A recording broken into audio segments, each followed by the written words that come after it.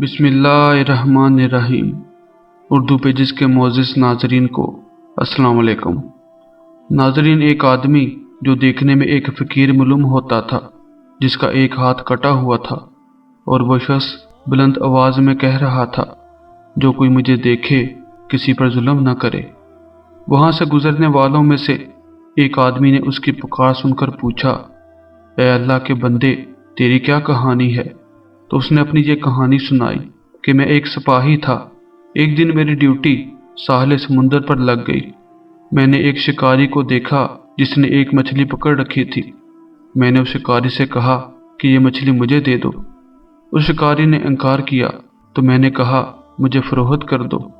उस शिकारी ने फिर इनकार किया तो मैंने उसके सर पर डंडा दे मारा और मछली उससे छीन ली और मछली को हाथ में लटकाते हुए घर की तरफ चल पड़ा।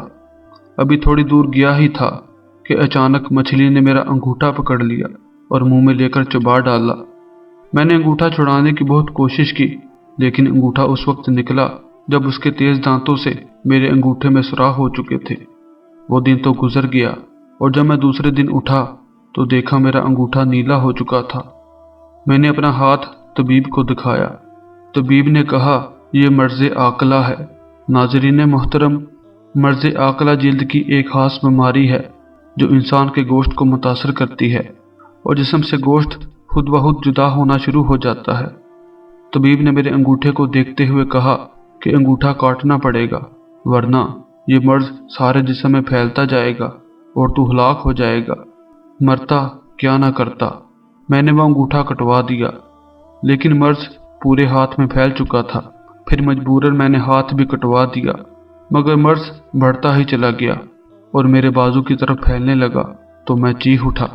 वहशत के अंदाज में भाग निकला और जंगल में एक दरख्त के नीचे मुझे नींद ने आ लिया। किसी ने ख्वाब में कहा, कब तक अपने अज़ा एक एक करके कटवाते रहोगे? जिसका हक छीना था उसे लौटा दे। तभी मेरी आँख खुल गई।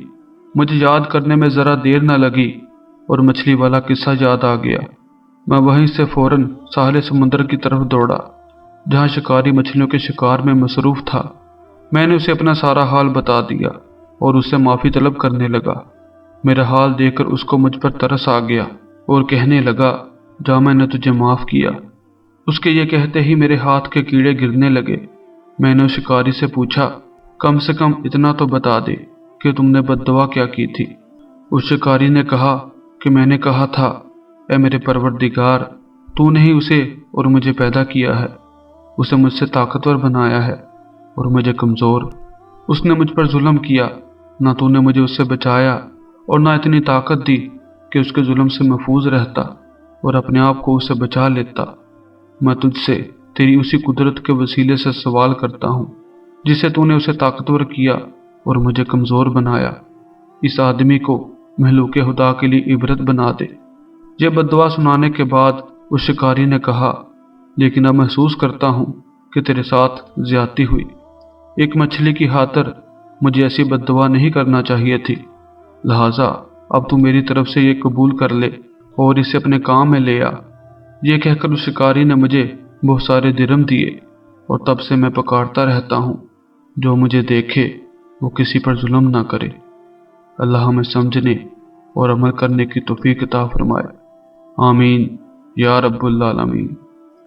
दोस्तों, ये वीडियो कैसी लगी हमें ज़रूर बताइएगा और अपनी मोहब्बत का इजहार इस वीडियो को लाइक और शेयर करके करें।